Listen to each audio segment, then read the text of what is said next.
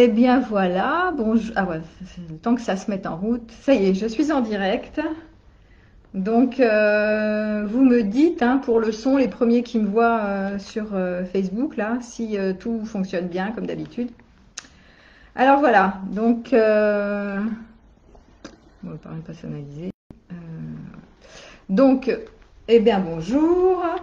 Je suis très contente de continuer mon cycle de conférences sur la relation, l'amour, même dans cette période de Covid, parce qu'on faisait le point tout à l'heure avec un participant, on disait mais ça fait un an qu'on est dans cette histoire embarquée avec cette crise sanitaire, ça fait pas loin d'un an hein, quelque part.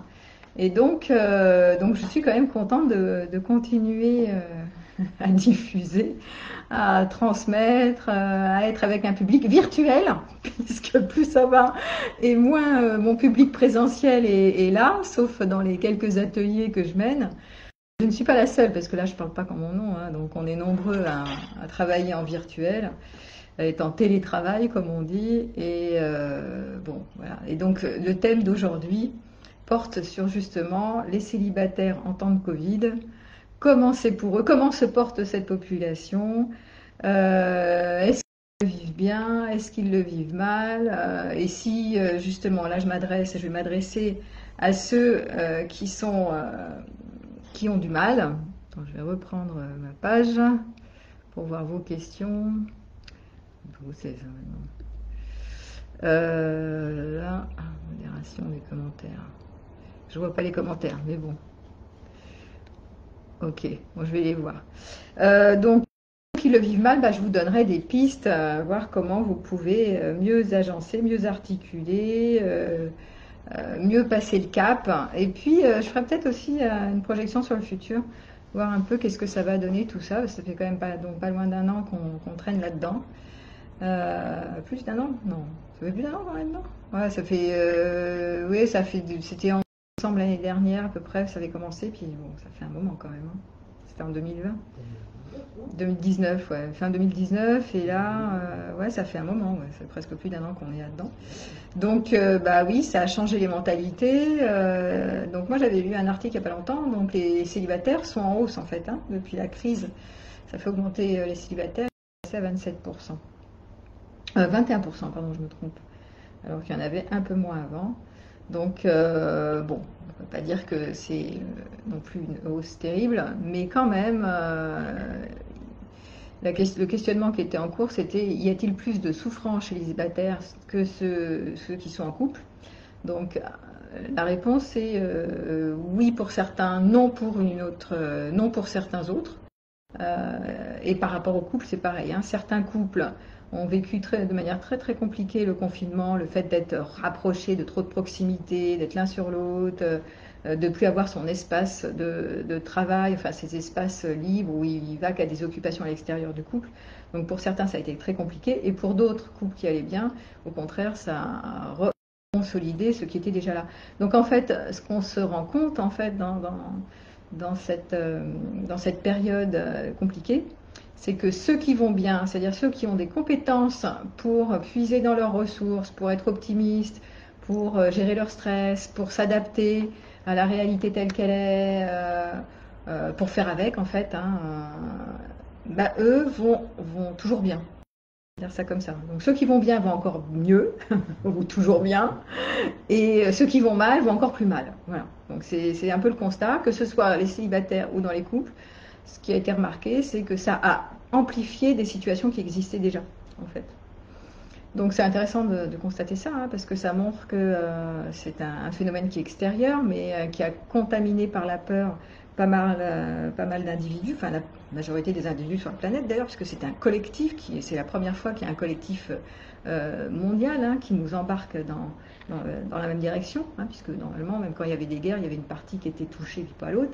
Là, c'est planétaire, on est tous concernés en même temps, donc c'est presque la première fois qu'il y a quelque chose comme ça qui se passe.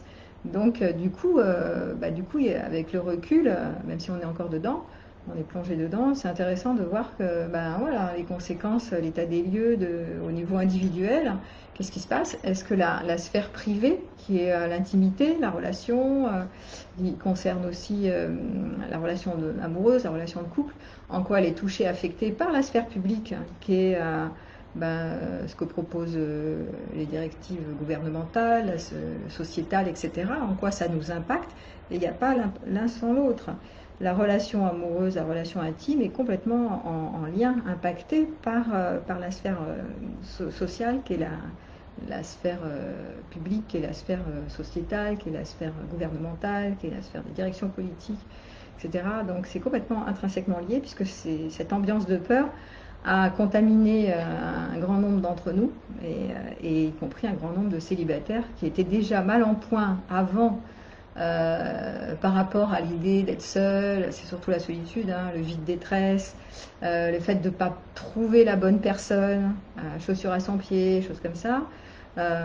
C'était déjà là, et pour cela, ça a encore renforcé ces phénomènes de peur, d'inquiétude et de non-gestion de la solitude, on va dire ça comme ça. Donc je vais vraiment faire le point sur, bah oui, alors pour cette partie de la population qui est célibataire et mal en point, comment ils peuvent faire, qu'est-ce qu'ils peuvent faire au mieux? Il n'y a pas de recette miracle, mais au moins les soutenir déjà moralement, et puis voir comment ils peuvent se débrouiller au mieux là-dedans. Bah, dites-moi hein, si vous êtes là, et oui, alors c'est mes participants qui sont là, d'où je suis là. Les autres, je ne sais pas. Donc, tenez-moi au courant si vous m'entendez bien, si tout fonctionne. Voilà, pour ceux qui sont en direct avec moi. Il y en a 15 qui me regardent. Bon. Ok, alors bah, je continue sinon. Hein. Donc, on ne badine pas tellement avec l'amour en ce moment, vous avez remarqué, hein, parce qu'il y a eu le confinement, maintenant il y a le couvre-feu, donc il y a des horaires, il faut rentrer à 18h. Il y a des angoisses, on porte le masque, donc il y a une distanciation sociale.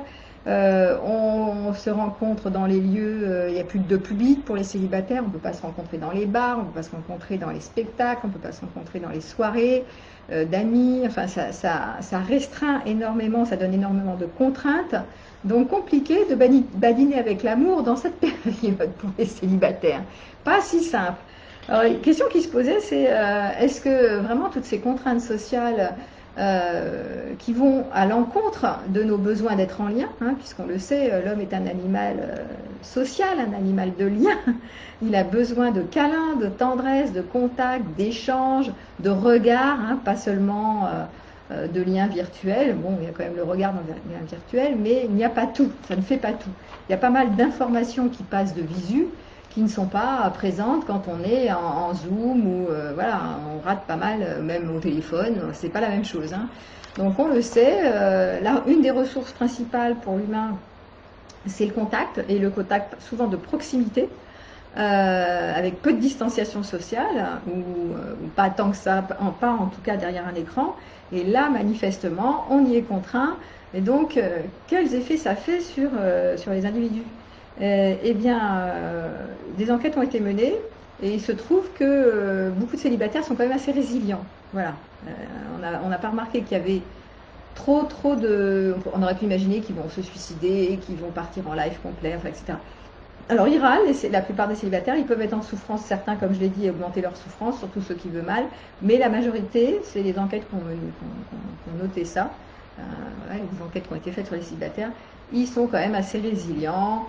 Et il y a toute une branche, j'avais été interviewée dans j'avais été interviewée sur yahoo.fr, et je leur avais dit, il y a une branche qui est astucieuse, une branche de célibataires qui vont plutôt bien, et qui se débrouillent, qui sont des débrouillards, et qui sont créatifs avec le Covid, avec cette histoire, qui inventent toujours et qui enchantent leur célibat, et d'autres qui, au contraire, s'enfoncent toujours et encore plus par ce manque de lien, en fait.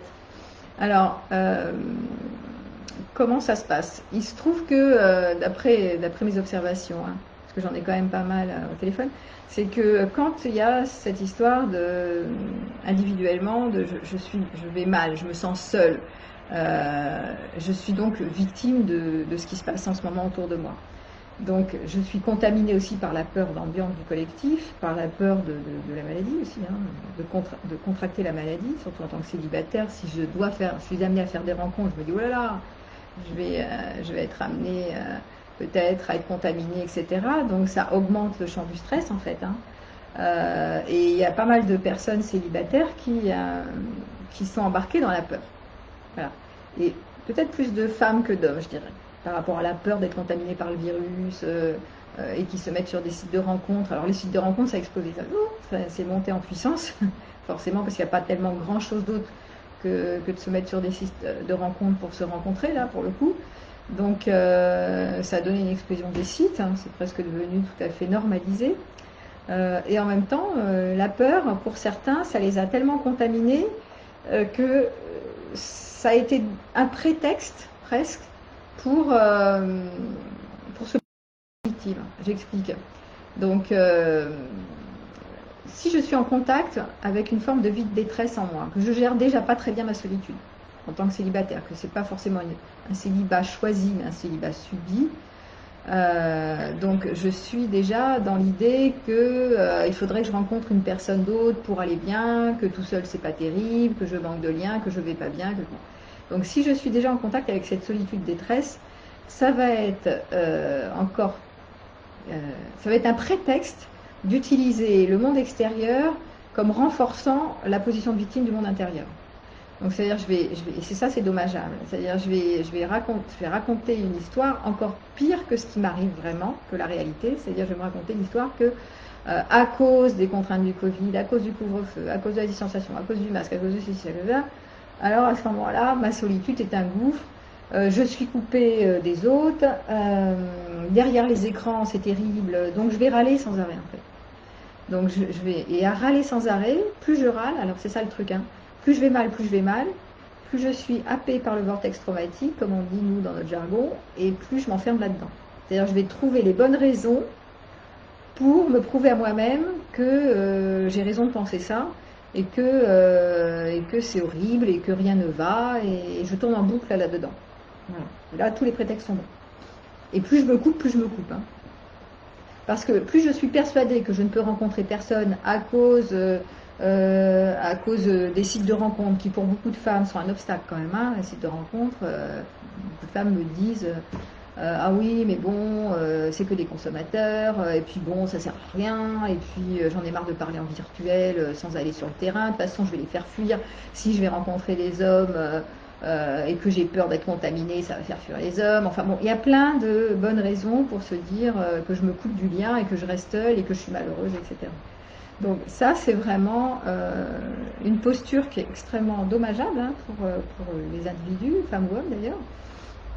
Ce qui ne veut pas dire qu'il faut sauter de joie, mais ce qu'on a remarqué, c'est que ceux qui gèrent mieux cette période en tant que célibataire, oh merde, j'ai pas appuyé sur la caméra. Ça recommence.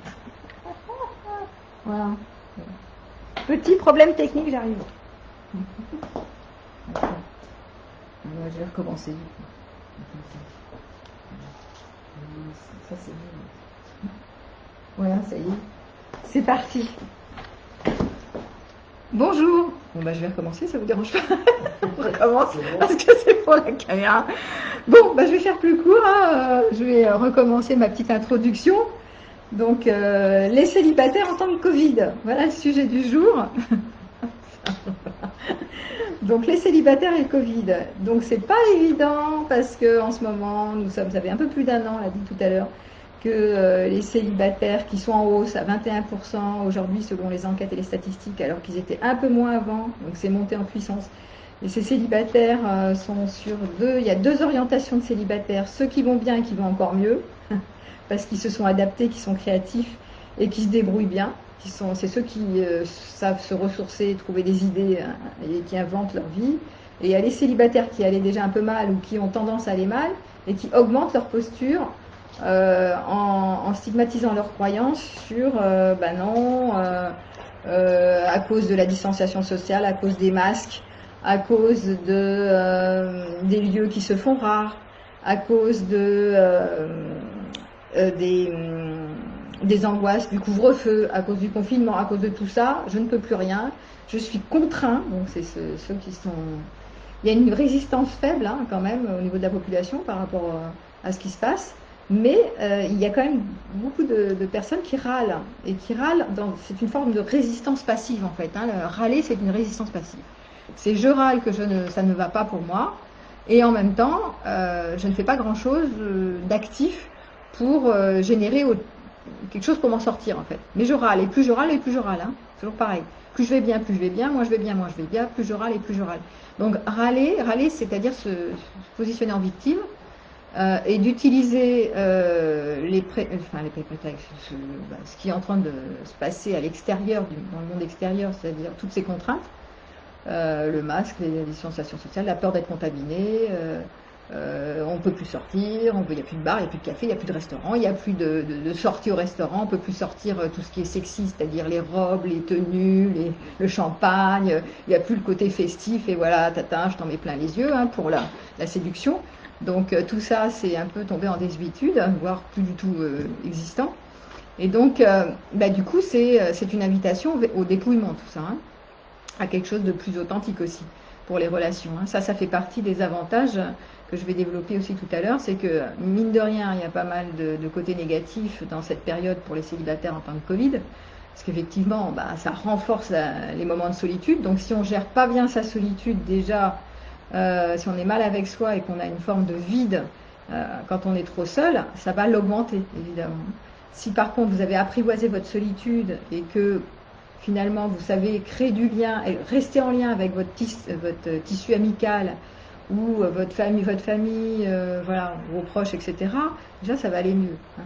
Mais je rappelle que plus on va mal, donc ce que je pointais tout à l'heure, c'est que plus vous êtes en contact avec ce vide que vous gérez mal, cette solitude mal gérée, plus vous allez prétexter le fait que les contraintes mises à l'extérieur vous rendre malheureux et que c'est à cause de ça que vous ne pouvez pas vous en sortir, quoi. Et ça, c'est pas tout à fait juste. C'est alimenter la posture de victime. Au lieu de voir, ok, la réalité, elle n'est pas terrible, effectivement, on est amené à 18h à rentrer chez soi, donc ça ne favorise pas tous les liens, évidemment, hein. Mais en même temps, on va voir comment vous pouvez en faire, c'est ce qu'on appelle un recadrage positif. Comment vous, les célibataires qui souffrez de trop de solitude, de manque de lien, et qui sont légitimes, parce que ça fait partie, le lien est un besoin vital hein, pour l'être humain. On est des êtres de lien, comme les mammifères, hein, on a besoin de contact, de tendresse, de câlin, de hug, d'être pris dans les bras, de tendresse, de se regarder, voilà, on a besoin de proximité du lien. Effectivement, si vous souffrez de trop peu de proximité du lien, vous allez vous mettre par vous sortir vraiment mal et vous scotcher par terre, quoi. Donc c'est pas l'idée de tomber en dépression ni d'être complètement déprimé, puisqu'on parle beaucoup de jeunes qui sont en déprime en ce moment, ou d'adultes dont les dépressions augmentent, et probablement chez les célibataires, il y en a certains qui vont vraiment souffrir de ça, en utilisant justement ces contraintes sociales de cette crise sanitaire pour ramener encore plus de désordre à l'intérieur. C'est-à-dire alimenter ceux qui croient déjà sur eux. Comme quoi c'est difficile, c'est compliqué, déjà que je ne trouvais pas la bonne personne. Voilà. Donc on va voir dans cet exposé que je vais faire comment vous pouvez contrarier ça, hein, si vous souffrez en tant que célibataire, comment vous pouvez arrêter d'alimenter ce vortex traumatique et repartir sur des bases plus saines pour vous adapter à ce qui se passe. Parce que, bon, ça va, à mon avis, on va finir par en sortir, hein, on ne va pas rester confiné, ou peut-être qu'on va se reconfiner un peu, mais bon, petit à petit, le virus, il va finir par disparaître, il est en train de disparaître, gentiment mais sûrement, comme tous les virus d'ailleurs, et donc on va finir par se retrouver. Et la question qui était posée d'ailleurs tout à l'heure, c'est, ah oui, mais si, quand ça va se terminer tout ça, là, qu'on va ouvrir les vannes, hop là, le virus terminé, on peut sortir normalement. Alors, qu'est-ce qu'on peut imaginer? Est-ce qu'on va imaginer que, puisque tout est possible, il va y avoir des orgies de relations? Ça va être Dionysos, c'est-à-dire hop là, on va tous festoyer sur la place publique, se serrer dans les bras, etc. Ou au contraire, va-t-on être emprunt de toute cette période de peur, de masque, de distanciation, et continuer avec ça, même si, d'appréhension donc, même si on a le droit et l'autorisation de se fréquenter normalement, quoi. Donc il y a fort à parier qu'il y aura, voilà, comme en ce moment on le voit déjà, deux mouvements, hein, donc comme deux profils de célibataires, on pourrait dire ça comme ça. Ceux qui, depuis le départ, résistent plus ou moins, c'est-à-dire n'adhèrent pas tellement à toutes ces mesures et continuent leur vie un peu, pas comme si de rien n'était, parce qu'ils sont quand même contraints au couvre-feu, au confinement, etc. Mais quand même continuent de puiser les ressources en eux, de voir la vie du bon côté, etc., d'être créatifs.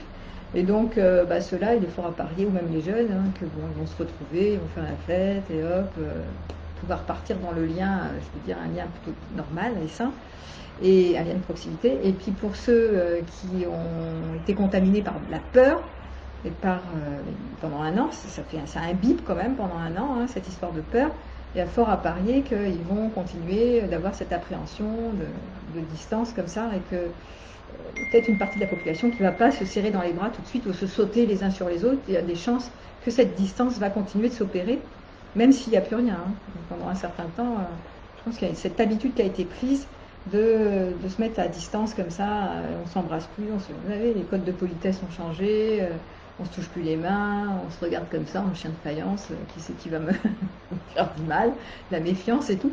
Donc ça, il est fort possible que ces habitudes soient quand même un peu vont perpétuer pendant un certain temps, on verra. Bon, mais moi je parie sur le fait qu'il y ait deux types de public, puisqu'on est sur une prospection sur le futur. Il y a probablement une anticipation aussi qui se pointe, qui est qu'on va tendre, et on tend déjà vers des valeurs qui sont des valeurs de la décroissance. Alors que rappelez-vous, dans les années 70, après mai 68, on était dans le culte du plaisir, de la consommation, hein, de la liberté. Hein, les valeurs, c'était la liberté. Hein, toujours plus. On part avec son sac à dos en Inde et on pollue la planète avec les avions, mais c'est pas grave. On était dans le culte du loisir, des voyages. On est toujours là-dedans, hein, mais tout ce qui est on veut toujours plus de plaisir, toujours plus de loisirs, toujours plus de romance, toujours plus, toujours plus. Et donc quelque chose qui est de l'ordre de la liberté, mais de l'accroissement. Hein, on veut s'épanouir, on veut accroître nos biens, nos valeurs, nos propriétés, nos amours. En fait, on veut plus consommer. C'était jouissons. Et ça, c'était la norme, et c'est encore la norme actuellement. Mais on tend, et ça, c'est ma prospection du futur, et je ne suis pas la seule à le dire.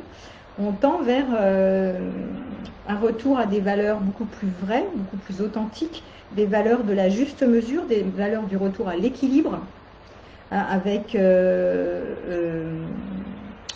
la modération, hein, comme par exemple l'écologie, le végétarisme, l'autonomie. Dans les relations, on va le voir vivons des relations vraies, des relations en profondeur, avec la profondeur, avec du présentiel, c'est-à-dire en contact vraiment, pas du virtuel. Stop aux réseaux sociaux, stop au virtuel, stop, parce qu'on en a mangé là, du virtuel avec du Zoom pendant un an. Et donc là, on observe qu'il y a une envie, il y a un goût vers la juste mesure, hein, vers des valeurs beaucoup plus équilibrées, un retour à l'équilibre, marre de toute cette vie qui donne de la liberté, certes, mais une liberté qui est finalement contrainte par un excès de croissance. On détruit la planète, on n'est plus en écologie du système, on est obligé de se retourner vers des valeurs beaucoup plus vraies et beaucoup plus modérées comme ça. Hein. Voilà, donc on tend vers la décroissance et non pas vers la croissance à l'heure actuelle, et c'est à mon avis ce qui va se présager dans le futur, c'est-à-dire qu'il y aura non pas, à mon avis, un agrandissement des réseaux sociaux, c'est-à-dire à l'inverse de ce qu'on peut penser, ce monde virtuel qui est à notre époque en pleine éclosion, à mon avis, va se rétrécir. C'est-à-dire non seulement, je pense pas, mais c'est pas moi, il n'y a pas moi qui en fait l'analyse, pas que moi qui en fais l'analyse. Je pense pas que ça va continuer comme ça à perdurer, cette histoire de croissance exponentielle des réseaux sociaux, de ce goût des contacts. Je pense qu'on va plutôt aller vers quelque chose de plus simple dans les relations, un dépouillement, une simplicité, plus d'authenticité, plus de profondeur, moins de chichi. On le voit déjà, puisqu'on ne peut pas se voir au restaurant, dans les bars, etc. Donc il y a plus, quand les gens se rencontrent, ils se rencontrent de manière beaucoup plus authentique, plus que de faire toute une cour effrénée autour des signes extérieurs de richesse, à se pomponner, à se montrer, à faire la fête. Donc ça commence à disparaître un peu, et il y a une mentalité qui évolue, qui tend vers ça. Donc c'est intéressant de voir aussi que finalement le recadrage, il est pas seulement au niveau de l'individu, mais il est aussi au niveau sociétal, les mentalités qui changent.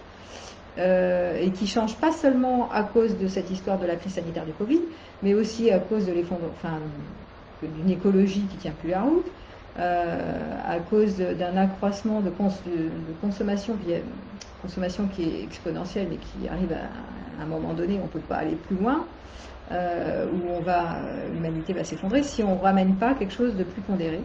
Et donc on revient aux valeurs des épicuriens, en fait, de l'Antiquité, où justement c'était on s'occupe des besoins, ce que disait Épicure, c'est on s'occupe des besoins nécessaires et vitaux et pas plus. Donc on était sur le plaisir, oui, mais de façon modérée, oui, et pas plus. Donc c'est amusant de voir qu'avec ces crises, avec ces problèmes écologiques, etc., on revient à ça, au lieu de ce qu'on aurait pu penser il y a quelques années, d'aller encore plus dans les sites, aller encore plus explorer les sites de rencontres, les sextoys, parce que j'étais en train de réfléchir tout à l'heure en préparant ma conférence, je me disais, ah oui, mais qu'est-ce qu'ont les célibataires sous la main au jour d'aujourd'hui? Ils ont quoi pour gérer leur célibat? Ils ont les sites de rencontres, donc ça a augmenté, c'est parti en flamme. Je reparlerai de l'usage des sites de rencontres d'ailleurs. Ils ont les relations sexuelles à distance, les sextoys à distance, je ne sais pas si vous savez, mais ça existe, donc ça, voilà, vous le dis. Donc, et on pourrait penser que toutes ces relations virtuelles, les fêtes, les apéros Zoom, les trucs comme ça, enfin tout ça, le sport en Zoom, enfin tout s'est développé en Zoom. Moi, je fais aussi des réunions, des ateliers Zoom, enfin voilà, donc il y a énormément de choses qui se sont développées en virtuel. Mais je ne pense pas que ça va durer comme ça un temps infini. À mon avis, les gens vont avoir encore plus, après cette crise, envie de se retrouver de manière simplifiée, en tête-à-tête ou en groupe, mais en vrai contact, et que le présentiel va augmenter au contraire du virtuel. Voilà. Je ne suis pas la seule à le dire.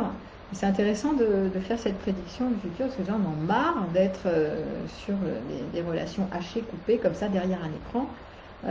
Parce que ça abolit le lien, finalement, mine de rien. Et le lien, c'est une des ressources privilégiées chez les êtres humains. Le lien, c'est une de nos plus grandes ressources au niveau de la physiologie et de la biologie. Quand on a un lien chaleureux et positif, c'est ce qui va augmenter notre sentiment de vitalité et diminuer notre stress, parce qu'on s'autorégule, on régule notre système nerveux avec un autre système nerveux humain qui va bien, qui nous prend dans les bras, qui nous fait des sourires, qui nous berce, qui nous chante des chansons, comme les enfants petits. Mais ça, c'est vrai pour les adultes. C'est pour ça que souvent, certains célibataires vont souffrir du manque de liens, mais de vrais liens, de proximité, parce qu'ils ne peuvent pas autoréguler auprès d'un autre être humain leur système nerveux. Donc du coup, le stress monte encore et toujours. Donc le lien véritable, le lien de proximité, le lien de contact, de vrai contact, est un lien qui est un lien extrêmement essentiel pour les enfants et les adultes que nous sommes. Et s'en priver, ça peut être extrêmement dommageable. Et je faisais une petite intro au début en disant, ceux qui ont souffert dans leur enfance de solitude, détresse, qui se sont sentis abandonnés, qui ont été dans des vies de détresse, ils vont souffrir, parce que c'est dans leur disque dur. Donc en tant qu'adultes, dans cette période de Covid, là, ils vont souffrir encore plus. Il y a des mémoires de ça qui vont remonter. Et donc ceux-là, ils vont être vraiment en grande souffrance, parce qu'ils vont très très mal gérer ce vide de détresse. Et ils vont justement l'alimenter en pleurant sur leur sort, entre guillemets, c'est-à-dire en disant, ah oui, mais à cause du Covid, il y a le couvre-feu, je ne peux plus sortir à 18h, on ne peut plus rien faire, voilà, on ne peut plus se voir, on n'est que sur Zoom, machin. Donc ils vont s'alimenter là-dedans et tourner en boucle et renforcer encore ce vide de détresse qui n'est pas bon du tout. Donc déjà, une des choses quand j'en parle là à faire, c'est de dire stop à ce système de croyance. C'est pas parce que petit j'ai vécu des moments d'abandon qu'aujourd'hui je dois m'abandonner. D'ailleurs, je suis le premier à ne pas m'abandonner en tant qu'individu. déjà aimer apprivoiser ma solitude et développer mon tissu amical, hein, parce que des amis, on peut s'en faire par Zoom, au téléphone, etc., ou en voir dans la journée, il ne faut pas exagérer non plus. Mais déjà, ne pas s'abandonner en se disant, voilà, c'est la fin du monde, c'est le Covid, on ne peut plus rien faire, on ne peut plus sortir, on peut aller... voilà. Non, à un moment donné, ce qui est important, c'est vraiment de voir, je ne vais pas me laisser tomber, si, même s'il y a des contraintes, je ne vais pas m'abandonner moi-même. Voilà. Ouais. Est-ce qu'une personnalité qui serait narcissique a les mêmes besoins, fonctionne de la même façon quand vous dites avec le bien, ou en fait c'est vraiment retourné vers le Parce que moi, quand je vois les nouvelles générations, elles sont construites de façon narcissique puisqu'elles sont construites avec les réseaux. Donc quand vous dites un retour, pour nous, moi je comprends, je pense que c'est une génération de bien en vrai bien, mais est-ce qu'en tant que narcissique... Alors les narcissiques, ils ont encore plus besoin du lien que les autres. C'est-à-dire c'est des personnes... Du lien en vrai, parce que j'ai l'impression qu'ils peuvent se contenter d'un lien qui n'est pas physique. Oui, tout à fait. Les narcissiques vont, à partir du moment où ils reçoivent des signes de reconnaissance, voilà. Ils sont aimés, ils sont vus, ils sont reconnus sur la scène sociale, au télétravail ou autre, ils vont se nourrir de ça. Donc, mais ça n'empêche, oui, c'est juste, ça n'empêche pas qu'on a tous quand même besoin de liens, mais selon notre dose, selon notre mémoire de vie de détresse, et selon notre besoin et notre dosage hebdomadaire, journalier, il y en a qui ont plus ou moins besoin de contact que d'autres. Ça, c'est indépendant de l'histoire du Covid. Hein. Donc c'est plutôt des profils de personnalité. Il y en a qui adorent leur solitude et qui la défendent bec et ongle, et d'autres qui, au contraire, dès qu'ils sont seuls, ils sont là, oh là là, j'ai plus les altruistes par exemple, ou d'autres, je donne, qui veut, je suis utile à personne, sauf ceux qui sont encore dans des métiers où ils peuvent donner, mais sinon, plus personne n'a besoin de moi au secours, ou je ne reçois plus assez d'amour au secours. Donc voilà, donc selon votre besoin de signe de reconnaissance, vous allez plus ou moins souffrir en cette période. Mais pour ceux qui souffrent, je disais qu'il y avait deux branches vraiment, c'est ça que j'ai remarqué, mais j'ai vraiment remarqué qu'il y avait deux branches, deux directions de célibataires, deux branches de célibataires. Ceux qui vont plutôt pas mal et qui sont astucieux et créatifs, qui inventent leur célibat à leur manière, genre soirée pyjama, entre adultes, voilà, enfin, qui créent des réunions à plusieurs, enfin bon, ils vont inventer des trucs. Et puis ceux qui sont pas tellement pris d'ailleurs dans les mesures, ils n'ont pas tellement peur ceux-là d'être contaminés, voilà, ceux-là ils sont moins effrayés, ils se laissent moins imbiber par ça, même si quand même ils évaluent les risques, mais ils sont moins complètement passés dans des extrêmes de peur et d'angoisse et de mesures préventives, etc. Et il y a ceux qui allaient déjà pas très bien et qui vont encore plus mal. Et qui souffrent vraiment à l'idée de ne pas trouver la bonne personne, de ne pas construire, etc. Tant pis, c'est pas très structuré ce que je raconte, mais ça me fait basculer sur l'interview que j'avais donnée sur l'apocalypsing. Parce que du coup, qu'est-ce qui est caractéristique de cette période du Covid pour les célibataires? Alors il y a eu des termes qui sont sortis, ils ont sorti plein de termes, ils vous inventent des termes en ce moment. Donc un des termes qui est sorti, c'est l'apocalypsing, c'est les célibataires qui justement se sont vachement angoissés, contaminés par la peur et tout, et qui se sont dit, oh là là, si je rencontre quelqu'un, il faut absolument que je bâtisse quelque chose. On va se mettre en sécurité, puisque je suis en insécurité, donc on va construire quelque chose, vite fait, bien fait. À deux, on est plus fort, on le sait, ça c'est le mythe du couple, comme quoi à deux, on est plus fort. Évidemment, c'est une croyance, c'est pas vrai. Mais il y a cette idée de se sécuriser grâce au couple. On n'est même pas dans le romantisme du couple, on est comme le couple étant vecteur de sécurité.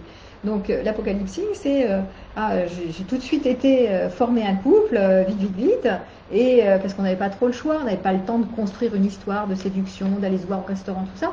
Donc on s'est mis tout de suite ensemble, et hop, pessimisme, non, ça n'a pas marché. Voilà, ça a été la catastrophe. Il y en a qui se sont retrouvés sous emprise, d'autres qui se sont embarqués trop vite dans des histoires, et c'était l'enfer. Enfin voilà, donc trop de proximité, trop vite, sans un démarrage où on prend son temps, où on n'est pas tout de suite en train de vouloir construire, bâtir à la seconde, c'est quand même mieux. Et j'ai eu des célibataires là, dans ma patientèle récemment qui souffraient plus de l'idée de ne pas pouvoir trouver quelqu'un, c'est-à-dire de ne pas faire couple, que de la réalité. C'est-à-dire la réalité qui était, bah oui, j'ai quand même des amis, bah oui, je continue à vivre, bah oui, j'ai quand même ma famille, bah oui, j'ai quand même des activités sympathiques, oui, je peux aller me balader, oui, je peux faire plein de trucs. Non, c'était l'idée que je ne peux pas bâtir un couple qui était hyper anxiogène, parce que dans la représentation, dans le schéma mental de bâtir un couple, c'est comme si, si je trouve la bonne personne et que je fais couple, alors ça y est, je peux m'apaiser, ça y est, mon futur est garanti, je vais pouvoir être soutenue, je vais pouvoir partager, je vais pouvoir je sais pas quoi, enfin voilà, tout va aller bien dans le meilleur des mondes si d'un coup je vais faire couple. Mais ça c'est hyper piégeux, hein. Il n'y a pas plus piégeux que ce truc-là, parce que ce n'est pas être en contact avec la réalité. C'est s'imaginer que dans le futur, je vais aller bien, et donc du coup je suis mal maintenant, parce que maintenant, bah oui, c'est compliqué, il y a les sites de rencontres, on est encore plus en virtuel, c'est plus compliqué pour certains c'est encore plus compliqué de se voir, et puis de bâtir une relation avec cette histoire d'apocalypse, c'est pas forcément gagné, donc voilà. Bon, et attends, puisque je suis sur les termes qui ont été inventés, hein, donc dans les termes qui ont été inventés, je ne connais pas tous, hein, parce que ça n'arrête pas, de toute façon c'est des modes, hein. Alors il y a le zooming, se faire larguer par Zoom. Ça, il faut le savoir, ça. Je trouve ça drôle. Le corona cuffing, se mettre en couple pour éviter le confinement solo. Vous savez, c'était le plan dodo, le confinement cuffing, voilà. Au moment du confinement, là on est en couvre-feu, pour éventuellement ceux qui vont se reconfiner peut-être à Paris, c'est on se met à deux parce que voilà, on se confine à deux parce qu'on a peur d'être tout seul. Bah, ça dépend. Ça peut être ça dépend avec qui. Et je te rappelle qu'après coup, sur les premiers confinements, bah, il y en a qui ont des couples qui ont explosé, ou des débuts de rencontre, des célibataires qui se sont rencontrés assez vite, qui étaient en début de rencontre, et ça s'est super mal passé parce qu'ils étaient trop ensemble tout le temps. Je te signale que cette histoire de confinement, enfin surtout le confinement, ça empêche d'avoir une vie sociale qui était classique, c'est-à-dire on part le matin, on va travailler, on revient le soir, on s'absente, on revient, était complètement l'un sur l'autre. Donc ce changement de données fait qu'il y a beaucoup de couples qui ont explosé. Les couples qui allaient mal, ça a été un catalyseur. Ceux qui allaient bien, ça les a consolidés. Mais bon, pour beaucoup, ça n'a pas été évident d'être trop proche avec les autres. Alors, dans les termes encore utilisés, le lock blocking. Donc, ça, alors, les sites de rencontres ont explosé avec le célibat, avec le Covid. Et le lock blocking, c'est annuler ou reprogrammer un rendez-vous amoureux en raison des restrictions dues au Covid. Donc, il y a eu 36% de célibataires qui ont dû annuler leurs rendez-vous. Et 20% se sont rencontrés au augmenté le virtuel. C'est-à-dire qu'on voit que les chats en virtuel augmentent. Et il y a quand même pas mal de gens qui ont annulé leur date, leur rendez-vous, parce que peur d'être contaminé, les bouchons, les amendes à 18h, dans des bouchons, tout ça, c'est compliqué. Donc voilà. Et puis je me retrouve tout seul le soir, donc je déprime dans mon coin, et donc à force de déprimer, je suis plus déprimée. Donc j'ai même plus envie d'y aller. Et j'ai entendu des patients me dire ça.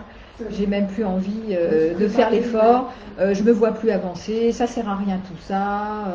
Voilà, c'est le cercle pas vicieux. Ça, c'est pas le cercle vertueux.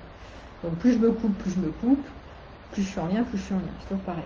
Donc ça, c'est une observation qui est importante. Plus je sais aller vers le monde. Cet élan qui, pour les extravertis, c'est plus facile. Je vais vers le monde extérieur et je sollicite le monde extérieur et le monde est à moi. Mais si je reste, j'attends que les autres viennent vers moi, donc d'être sollicité, que je fais aucun effort pour aller vers les autres, bah c'est sûr que là, si je reste chez moi, après, entre le couvre-feu, le confinement, etc., je vais pouvoir attendre mon prince charmant ou ma princesse charmante, pas arriver chez moi toutes les 5 minutes.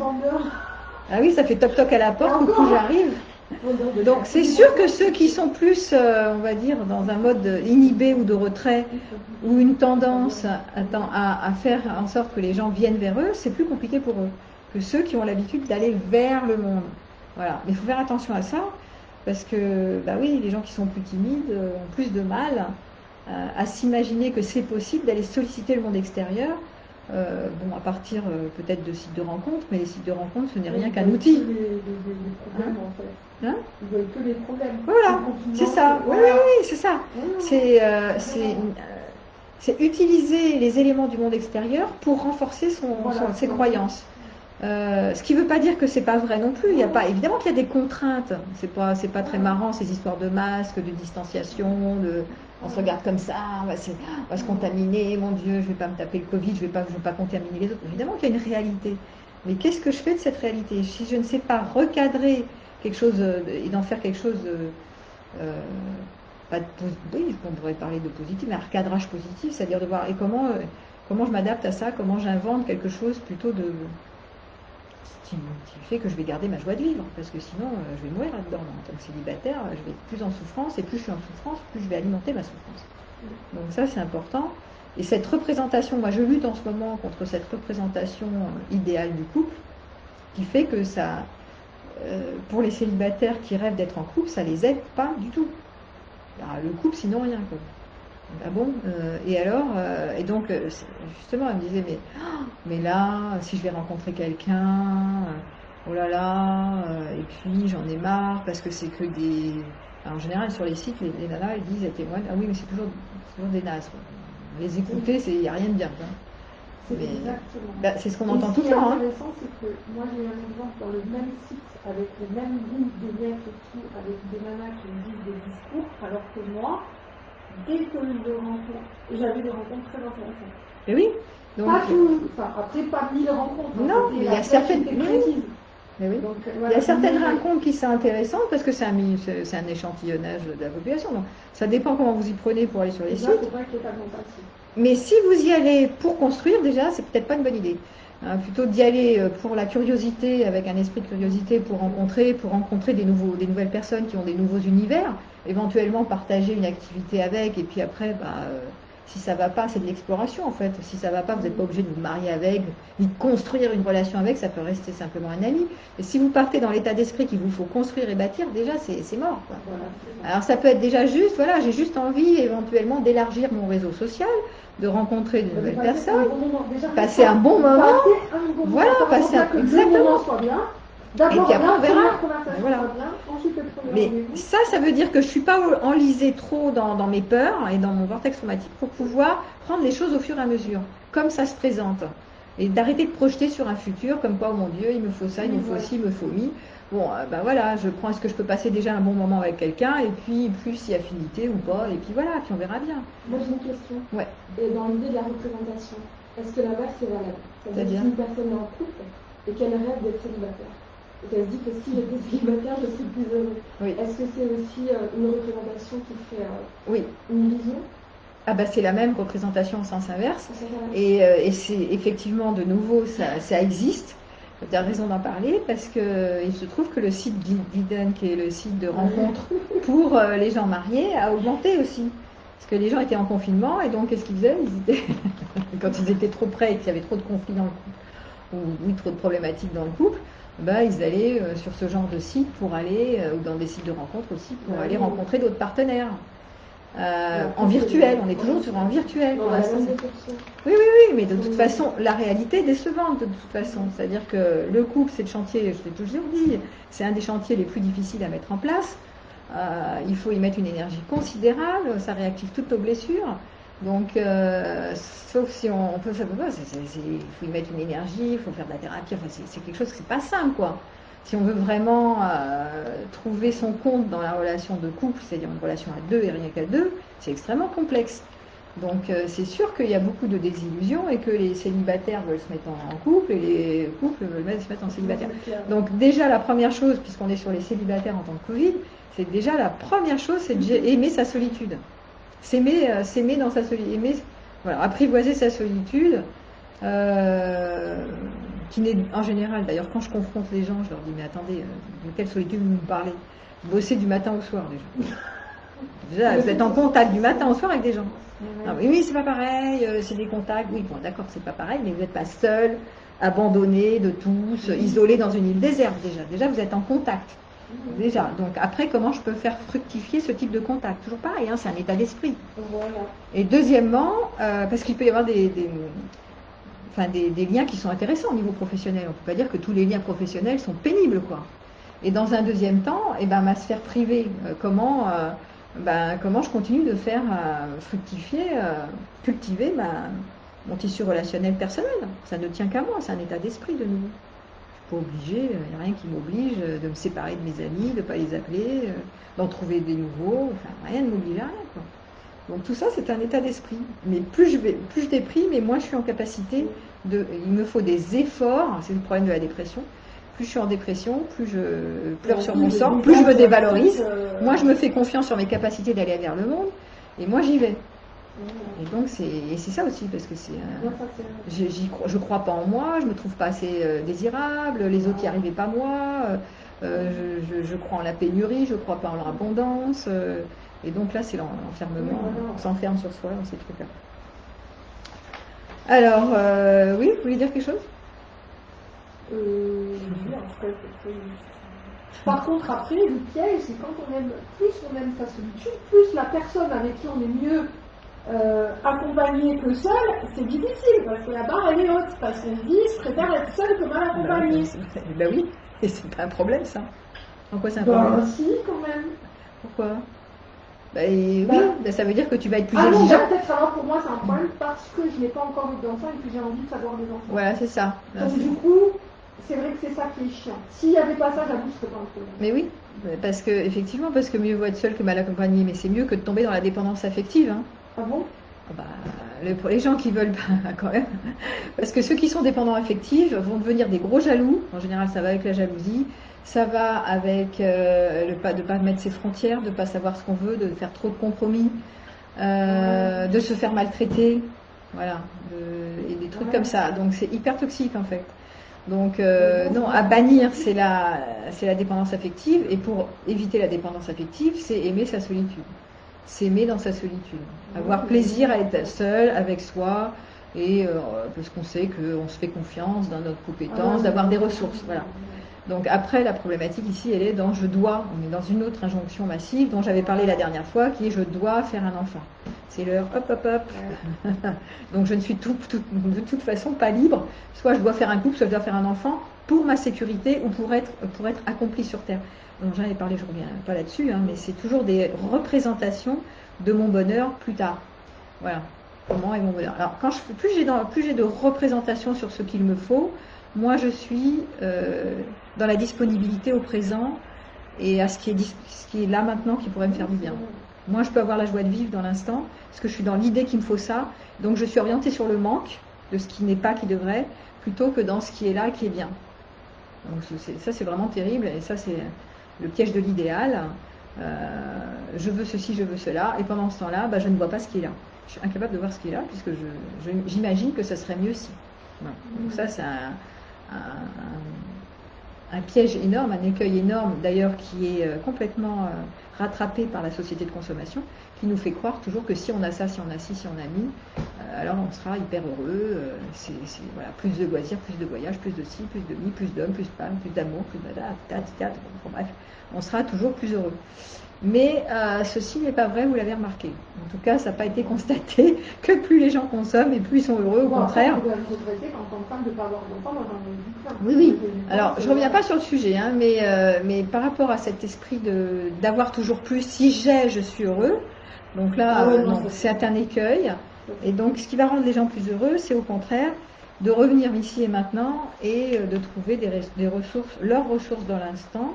Et s'ils ne les connaissent pas, parce que bien souvent, il y a beaucoup de personnes qui ne rencontrent pas leurs ressources, c'est-à-dire qu'ils ne savent même pas leurs talents, leurs dons, leurs goûts, qu'ils aimeraient faire ça, parce qu'ils n'ont pas exploré. Donc il est probable que dans cette période de Covid pour les célibataires qui souffrent, ça serait pas mal, c'est une proposition en tout cas que je leur fais, c'est d'explorer des choses qu'ils n'ont pas encore eu le temps d'explorer.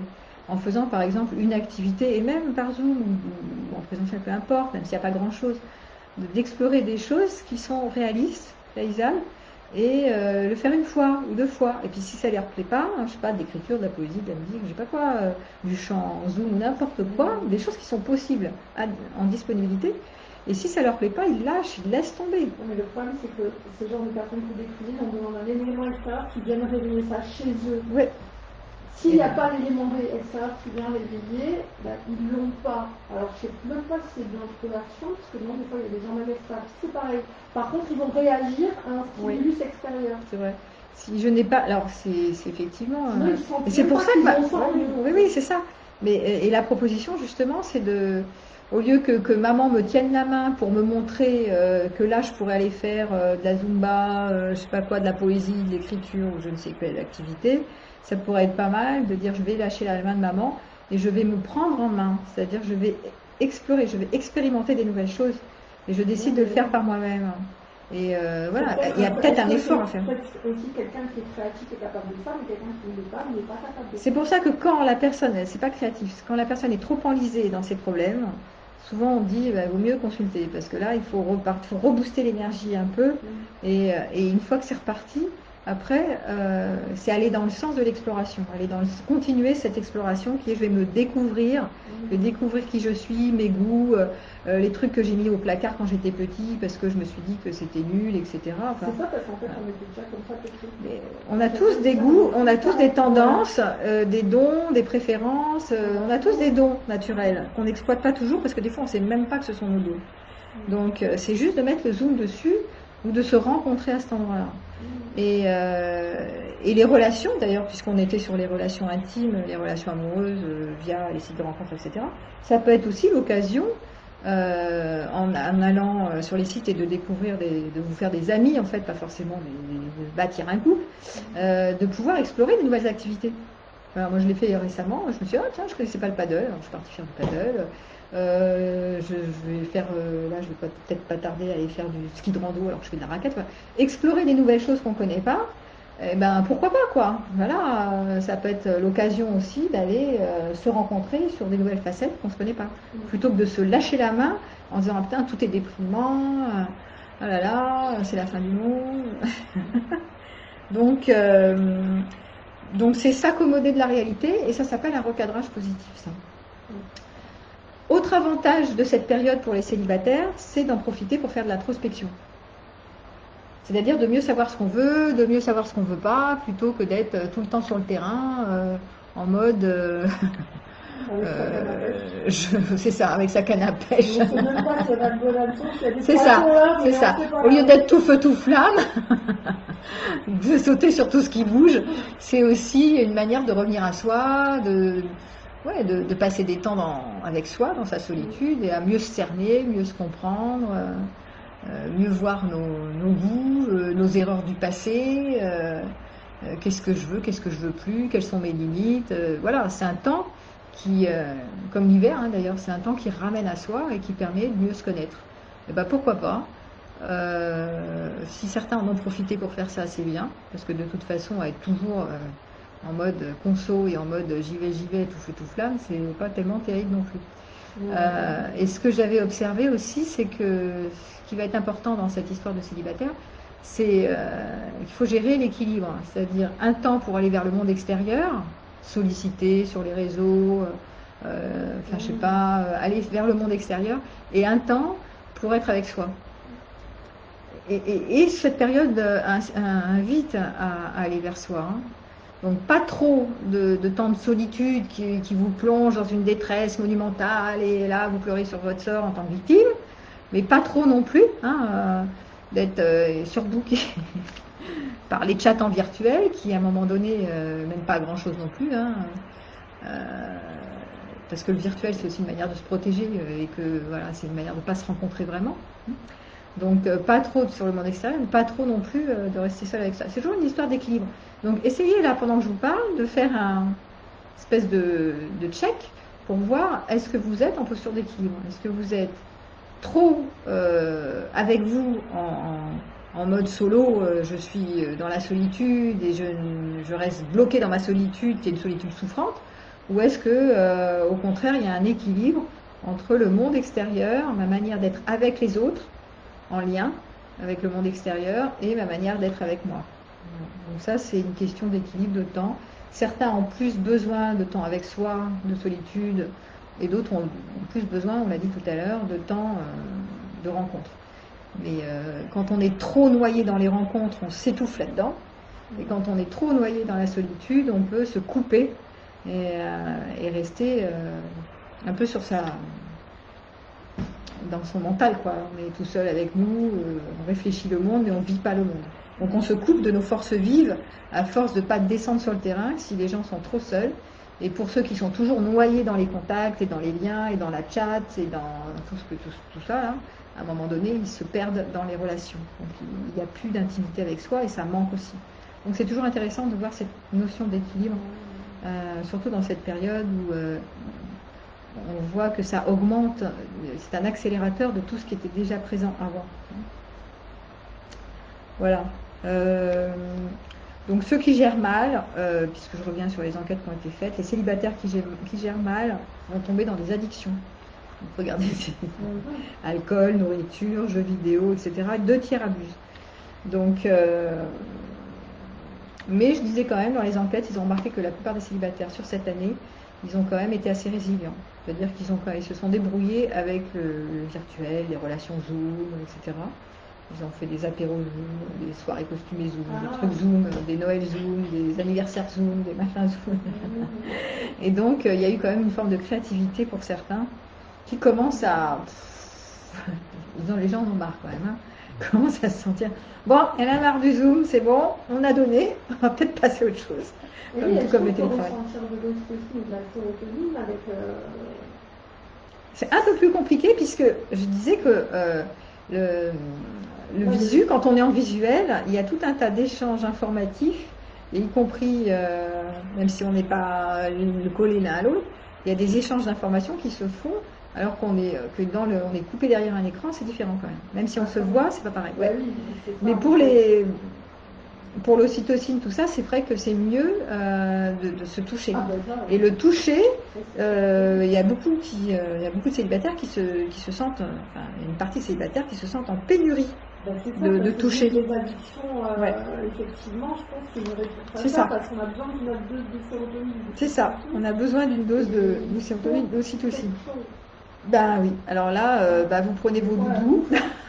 La bouffe, oui, c'est ce que je disais. C'est ce que je disais, il y a beaucoup qui sont tombés dans des addictions, nourriture, jeux vidéo, alcool, etc. Parce que, ou télé, ou je sais pas quoi. Parce que du coup, il y a un manque de contact, mais de contact vrai pour ceux qui sont des célibataires et qui n'ont pas réussi à être astucieux comme d'autres et à se débrouiller pour avoir plein de copains et plein de copines, malgré tout. Parce que c'est quand même plus compliqué, à 18h, il faut rentrer. Et ce qu'on a observé aussi dans cette période, c'est que même s'il y en a certains célibataires sont résistants à ça, c'est-à-dire qu'ils disent bon, je vais quand même braver le couvre-feu, voilà, c'est pas si grave que ça, il n'y a pas trop de contrôle, etc. Il y a quand même une majorité de gens qui respectent les règles, même s'il n'y a plus de contrôle, il y a quand même la majorité qui respecte les règles, y compris dans les métiers qui sont des métiers où ils pourraient très bien s'organiser comme des médecins, enfin, il y a plein de métiers où ils peuvent se déplacer en dehors des périodes de cours, mais qui respectent quand même. Et moi, je les ai interviewés, ils me disent, mais oui, mais bon, moi, je peux y aller vers les autres, mais les autres ne peuvent pas venir vers moi. Voilà, donc, ou alors, je vais inviter du monde, mais ils ne peuvent pas venir. Donc, finalement, ça bloque quand même. Et globalement, les gens respectent les règles qui ont été énoncées, les règles de distanciation, les masques, machin, tout ça. Donc, voilà. Ils ont peur aussi, il y a une peur des sanctions. Et aussi parce que ça ne touche pas à la survie. Ça, c'est une autre analyse qui avait été faite. Que comme on n'est pas, comme en période de guerre, ça touche pas, cette crise sanitaire ne touche pas à nos besoins de survie, pour la plupart. C'est-à-dire qu'on peut quand même continuer à vivre, à manger, à avoir un toit, on peut continuer à travailler, on peut continuer à voir quand même des amis, même par, on peut continuer à faire l'amour, hein, donc le sexe, la bouffe, et avoir un toit, donc tout ça c'est pour vous. Donc du coup,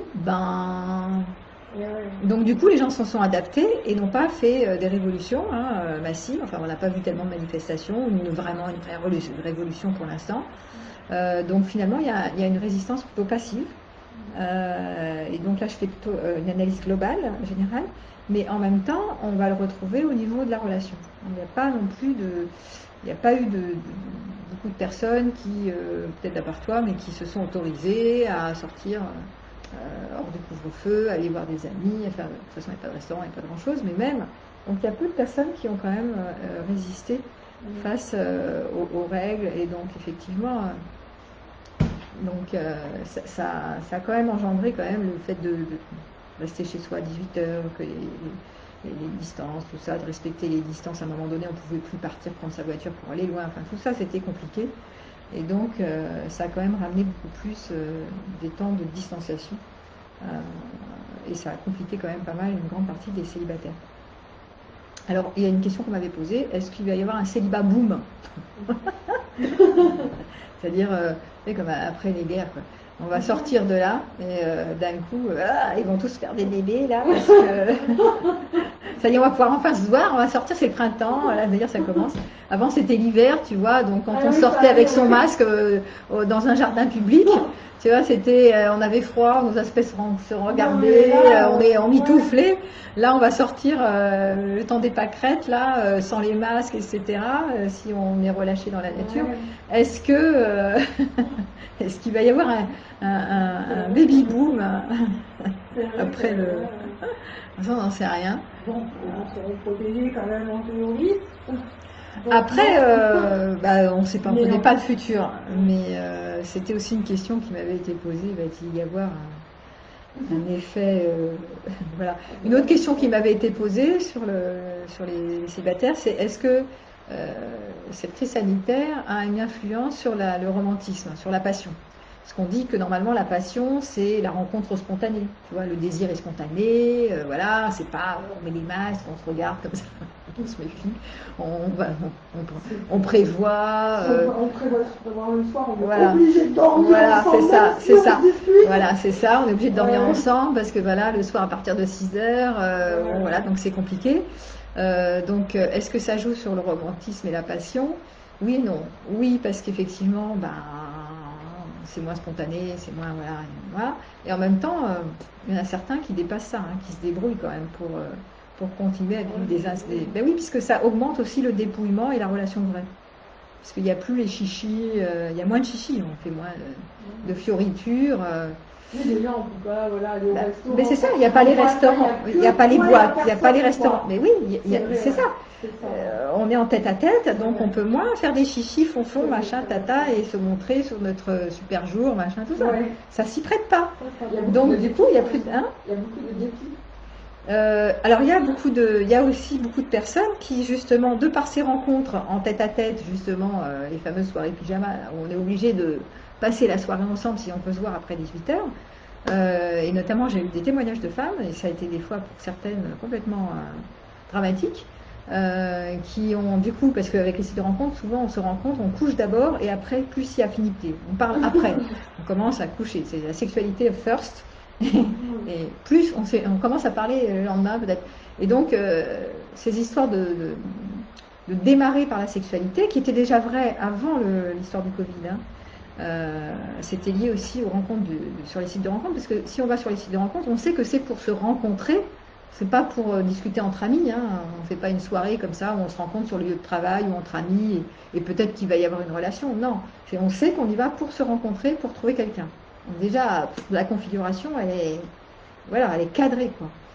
Donc ces personnes qui se rencontrent sur les sites, elles se voient, elles se voient pour la rencontre et en général, ça démarre très facilement d'emblée sur de la sexualité. Et très souvent, ces femmes, j'en ai eu plusieurs qui m'ont témoigné, qu'elles ont été fort déçues parce qu'elles sont consommées, ou elles se laissent consommer. Et puis après, il n'y a plus rien derrière, quoi. Voilà.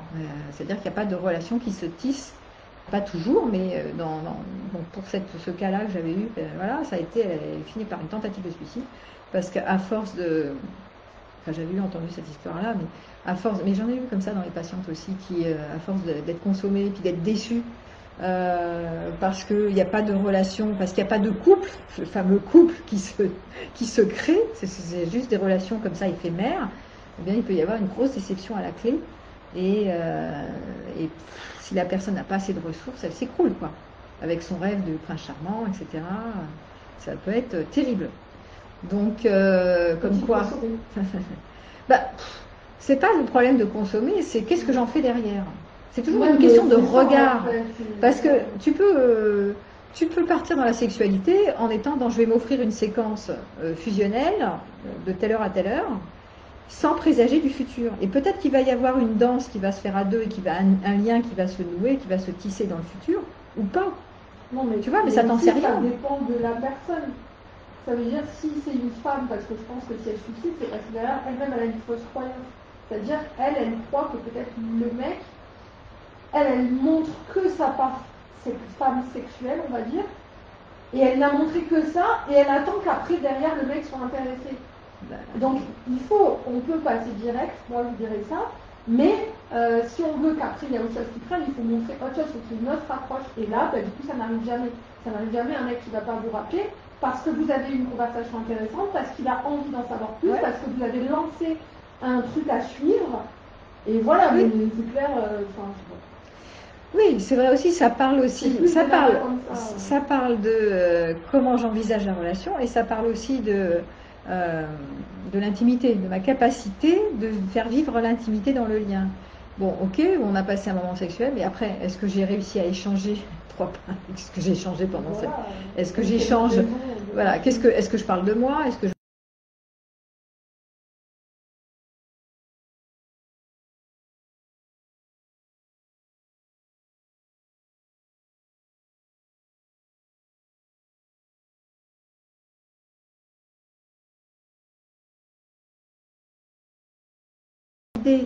que je vais donner mon sexe pour rencontrer l'amour, ça c'est une fausse croyance. Parce que peut-être ben que oui, mais peut-être ben que non. Parce que c'est pas gagné l'histoire. Ça dépend. Si après tu es en capacité d'intéresser, vous êtes intéressés l'un par l'autre, parce que je sais pas quoi, il y a autre chose que ça. Donc le plus il y a affinité. Mais vous remarquez qu'on est dans une inversion des postures. Parce qu'avant, dans une autre époque, c'était l'inverse. Et on commençait par se faire la cour pendant des heures et des heures et des heures, et on échangeait verbalement, tatati, tatata, nanana, et après on couchait. Maintenant c'est l'inverse, on couche d'abord, et après on commence à causer. Donc c'est complètement inversé. Enfin, je dis pas tout le temps, hein, c'est pas systématique, mais globalement, on voit que dans notre génération, ça a changé. Et les sites de rencontres ont augmenté cette affaire-là. Donc voilà. Et cette histoire et c'est en lien aussi avec cette histoire des années 70, on était sur la liberté, la jouissance, on va se refuser rien du tout. Voilà, c'est des valeurs qui sont rentrées, qui nous ont pénétrés, hommes et femmes d'ailleurs. Hein, il ne faut pas dire qu'il n'y a que les hommes ou que les femmes. C'est rentré, c'est pénétré. Les femmes veulent autant de jouissance ou réclament leur jouissance et leurs orgasmes autant que les hommes, si ce n'est pas plus. Donc c'est pas que les hommes qui sont là en mode je veux consommer les femmes des oies blanches, pas du tout. Il faut arrêter de dire ça. Les hommes qui veulent se poser en couple sur les sites de rencontres que les femmes maintenant. Alors il peut, oui. J'ai beaucoup d'hommes qui me disent mais les femmes sur les sites, elles veulent pas se caser. Ce sont des femmes libres qui veulent des plans éphémères et qui n'ont pas envie de construire. Et donc ils se disent, ils râlent, ils en ont marre de rencontrer des femmes qui ne veulent pas construire. Donc on voit le truc inverse maintenant. Hein? Quoi? C'est les algorithmes. Mais non. Oui. Alors tu dis que quand tu mets ton profil, automatiquement... Automatiquement, si ça renvoie des personnes qui sont comment dire, en lien avec ce profil. Ouais. Non. L'algorithme, quand tu mets des caractères sur tes personnalités, l'algorithme, c'est-à-dire que le système informatique qui est prévu pour ça, va aller vers des personnes qui correspondent à ton profil. Dans les matchs, là, ils vont nous présenter des... On disait que les mecs mais en même temps, dans les sites et que les nanas sur les sites sont mieux. Moi, je peux pas, par exemple, le site où tu ne rentres pas vraiment de critères de recherche. Moi, pour ma part, celui de site, c'est le cas, il n'y a pas vraiment de critères de recherche. On est tous sur, il y a une personne et on clique sur les profils, les photos qui nous interpellent. Et après, on voit les caractéristiques. Ça, c'est Tinder. Donc ça change rien. Non, moi, je parlais de Docs. Ah oui. Donc du coup, même sur un site comme ça, moi, toujours, je vois bien, on dirait les mecs qui veulent tous du sérieux et les nanas non. En fait, les mecs, c'est juste que finalement, leur solitude, ils la vivent moins bien. Leur solitude, ils la vivent moins bien parce que pour trouver tous les jours un coup à attirer, machin, faut sortir de l'argent, faut un peu là. Alors que les nanas, elles la vivent mieux. C'est juste ça. Donc du coup, le rapport, il s'est inversé. Alors qu'avant, c'était les femmes qui voulaient du sérieux et les mecs non. Et bien maintenant, ça a changé. Alors, on peut pas non plus, c'est pas systématique, mais on voit ça apparaître. Ce qui est quand même curieux parce qu'on pensait l'inverse. On pensait que les femmes étaient toujours sur des sites pour rencontrer l'âme sœur, pour construire, bâtir et faire des enfants. Et on s'aperçoit que c'est pas tout le temps vrai. On s'aperçoit maintenant qu'il y a des hommes qui sont en mal de trouver une compagne et une âme sœur. Ça peut être aussi, je vais calquer mes attentions sur celui des femmes, et en fin de compte, pour essayer de les attirer. Non, là tu seras en train de dire que tous les hommes sont des consommateurs, ce qui est absolument faux. Non, ce que je veux dire, c'est qu'il peut y avoir ça. Ah, il peut y avoir ça, mais moi je parle même des mecs que je rencontre vraiment et avec qui je consomme vraiment. Et moi je peux dire que les mecs veulent des relations. Ceux que tu as rencontrés en tout cas. Ouais, plus que les nanas. Non, mais même ce que je vois qu'on me rapporte, quand moi-même je parle avec des amis, ben quand même, ils aimeraient bien des relations qui durent. Après, on n'a pas dit non plus se marier, avoir une famille forcément. Mais en tout cas, une nana qui leur tire sur tout l'hiver, au moins. Alors que les nanas, apparemment, c'est plus dur. J'entends beaucoup ça aussi. Alors, il ne faut pas non plus faire une généralisation que tous les hommes et toutes les femmes, mais c'est vrai que j'entends pas mal de témoignages qui vont dans ce sens-là. Alors, peut-être, il y a aussi à voir que si tu parles des sites de rencontres, il y a quand même plus de choix pour les femmes que pour les hommes. Donc, c'est quand même. De choix. Il y a plus d'hommes disponibles que l'inverse. Mais en même temps, c'est vrai que. Bon, et alors, on pourrait dire et alors. Adopt, c'est un site qui est complètement gratuit pour les femmes et payant pour les hommes. Donc, en théorie, on reste sur un ratio. Oui, mais même. Mais il y a quand même plus de. Il y a quand même plus de femmes qui sont moins partantes pour aller sur les sites de rencontres. Il y en a beaucoup qui trouvent que les sites, c'est pas un moyen terrible, que c'est bon, si elles peuvent s'en passer, c'est mieux, que c'est que de la conso. Enfin, ça reste quand même une réputation des sites de rencontres. Donc, il y en a qui vont l'utiliser, et pourquoi pas utiliser aussi pour simplement le narcissisme. Il y en a qui disent, moi je l'utilise pour être gratifiée, pour qu'on me dise que je suis belle, intelligente, formidable, et pas plus. Et je ne vais pas descendre sur le terrain, c'est juste, c'est dramatique, mais c'est comme ça. Mais après, chacun fait l'usage qu'ils veulent. Et ça, c'est ces personnes qui restent en virtuel pendant très longtemps et qui ne veulent pas rencontrer vraiment, simplement pour se faire mousser, quoi. C'est le narcissisme, hein, t'es nourri au niveau du narcissisme. C'est sûr que c'est mieux de rester seul à trouver que t'es moche, non désirable et inadéquate. Donc, quelle utilisation fait-on de ces sites de rencontres? C'est intéressant. Pourquoi j'y vais? Qu'est-ce que je veux? Qu'est-ce que je recherche? Mais c'est vrai qu'il y a beaucoup ces nanas-là, parce que moi j'entends par exemple, après moi je vais en tout d'adopte, et qui me disent, ah ici il n'y a que des cassos. Mais je pense pas qu'il y a que des cassos, je pense que les nanas utilisent les mecs comme des psys. En fait, parce qu'elles sont là, elles n'ont rien à faire, elles ne veulent pas vraiment rencontrer, donc elles vont raconter en ligne. Parce que le mec, il est là, il est tellement content, et il est prêt à écouter pendant toute la nuit. S'il faut, il y a toujours quelqu'un, quoi. Et non, mais c'est dingue, quoi. Non, mais franchement. C'est pas faux, hein. J'ai entendu des parce qu'à chaque fois, ils disent qu'il y a que des cassos, mais c'est pas vrai. Bon, voilà, donc c'est intéressant de faire une enquête sur l'utilisation, comment les sites sont utilisés. Ils ne sont pas utilisés que pour rencontrer un partenaire pour faire un couple. Ils sont utilisés pas que pour consommer sexuellement. Ils sont aussi parfois utilisés pour être écoutés, pour raconter ses malheurs à un inconnu qui, de toute façon, n'en fera rien. Je peux tout raconter, de toute façon, il ne me connaît pas. Donc il y a plein d'usages divers et variés de ces sites de rencontres. De toute façon, à partir du moment, je dirais, où ça vous fait du bien et que ça ne fait pas de mal à l'autre, bon, vous pouvez l'utiliser. Ce n'est que ça reste un outil, hein. Manifestement, c'est pas ni la panacée, c'est pas l'outil miracle, mais bon, c'est comme un outil n'importe quoi. Après, moi, de mon point de vue, de rester en virtuel pendant des jours, des heures, des siècles, etc. À un moment donné, ça sert pas à grand chose. C'est vraiment se cacher derrière un écran. Et puis c'est surtout se priver du vrai lien, du lien, voilà. Et c'est augmenter le fantasme surtout. Parce que le fantasme, c'est le virtuel. C'est j'imagine que, je rêve d'eux. Et il y en a qui préfèrent rêver d'eux que de vivre la réalité. Parce que échapper au réel, le réel est toujours décevant. Hein. Donc échapper au réel, c'est être l'héroïne d'un roman. Madame Bovary, vas-y que je rentre dans une poésie virtuelle avec un homme, mais ça, je veux surtout pas le rencontrer parce que je risque d'être déçue. Oui, et de le décevoir. Et de le décevoir. Donc autant rester en virtuel pendant des heures et des heures. Bon, après, voilà, si vous le faites en conscience, prenez-vous pour l'héroïne d'un roman en feuilleton, pourquoi pas. Mais bon, à un moment donné, je trouve que la relation présentielle, la relation en vrai, elle est quand même plus intéressante. J'avais vu quelque chose qui disait à l'époque, quand je faisais les communications, il disait les mots dans une vraie rencontre face à face ne représentent 7% de la communication de ce que l'autre va répondre. 7%, alors que sur un site de rencontre, c'est 100%. C'est quand même. Donc quand on dit ça, on dit, mais alors là, on sacrifie 93% de la relation. Du reste de la communication. En virtuel. Donc ça augmente des pathologies psychiatriques. Moi, pour moi, je me dis, les gens, plus ils sont sur des sites, moins ils arrivent à se poser. Pourtant, ils sont prêts à tout pour se poser. Moi, j'ai des trucs comme ça avec des nanas qui sont belles, qui sont tout. Oui, c'est pas faux. Et je me dis, mais c'est fou, putain, les nanas. Ben, peut-être parce qu'elles se sont fait, elles ont laissé ces 93%, là, en dérégler le cerveau, je sais pas. Le site de rencontre, c'est effectivement avec l'écriture.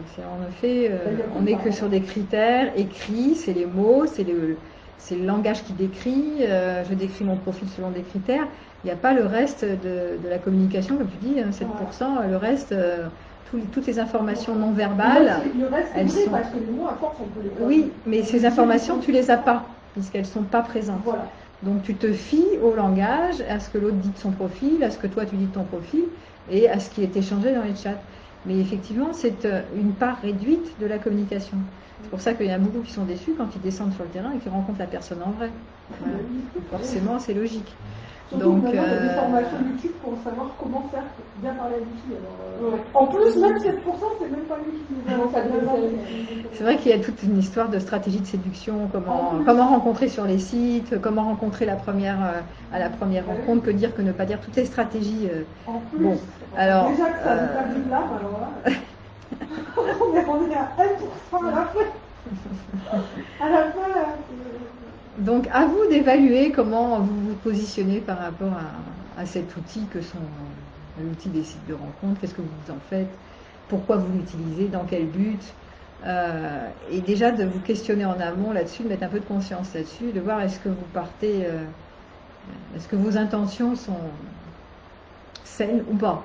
Parce que déjà, si vous partez dans l'idée absolument de bâtir un couple ou d'avoir une relation que sexuelle ou je sais pas quoi, enfin mettez-vous en clarté sur qu'est-ce que je fais de ça, pourquoi j'y vais, quel est mon objectif, est-ce que c'est quelque chose qui va m'amener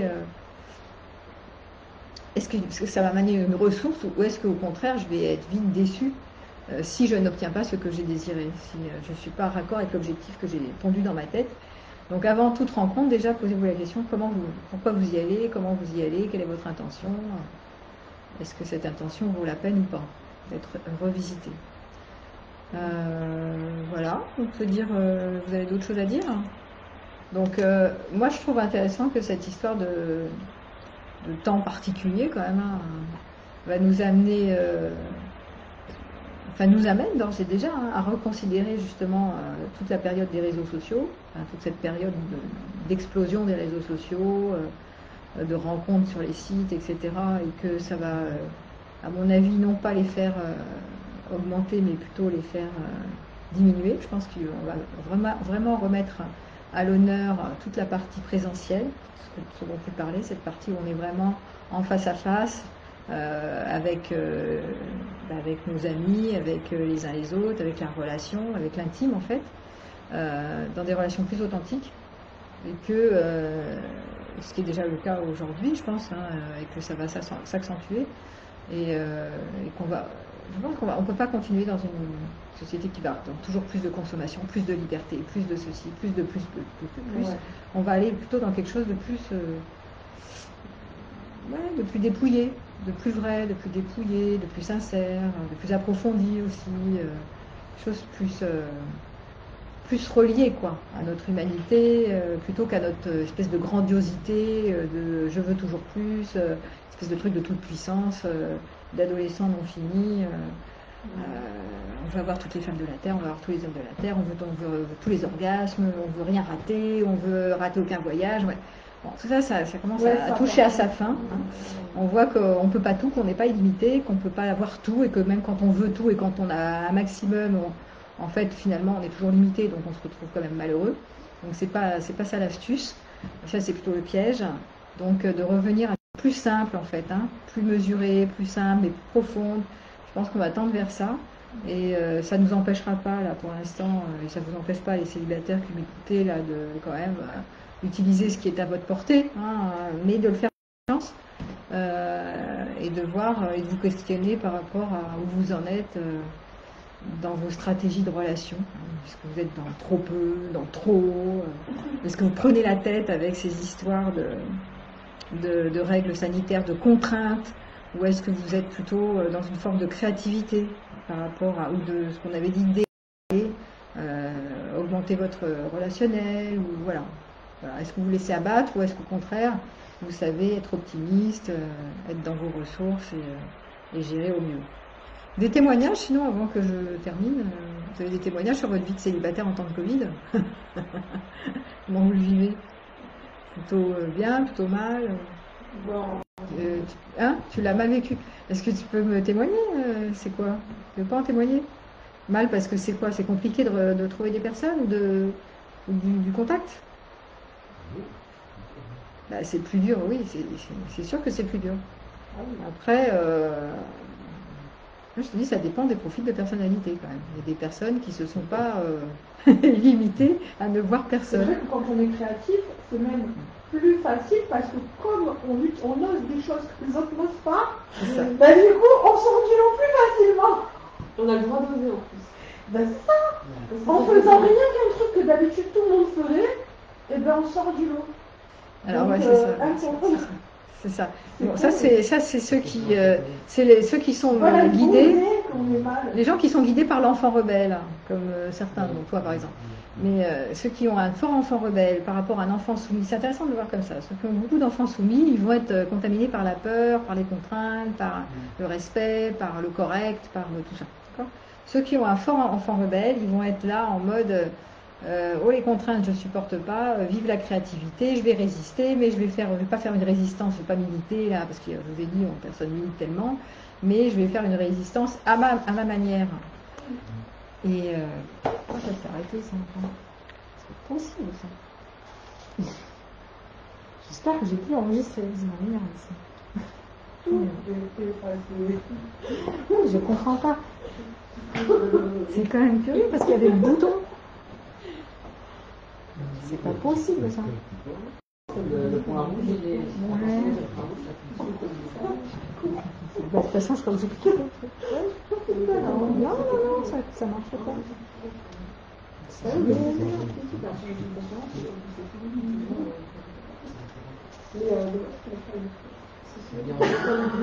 Attends.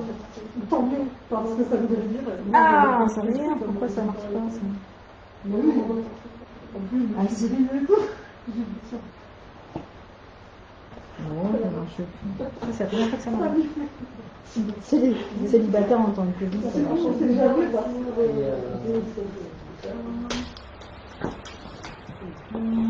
Un petit problème. Non, c'est petit. Ouais, je sais pas pourquoi ça marche plus. Bon, je sais pas. J'espère que ça a marché. Si ça n'a pas marché, je le recommencerai. Bon, écoutez, de toute façon, on avait fini. On n'avait plus grand-chose à dire. On avait fait un peu le tour de la question. Donc, merci de m'avoir écouté. Et puis, une prochaine fois sur un prochain thème. À bientôt.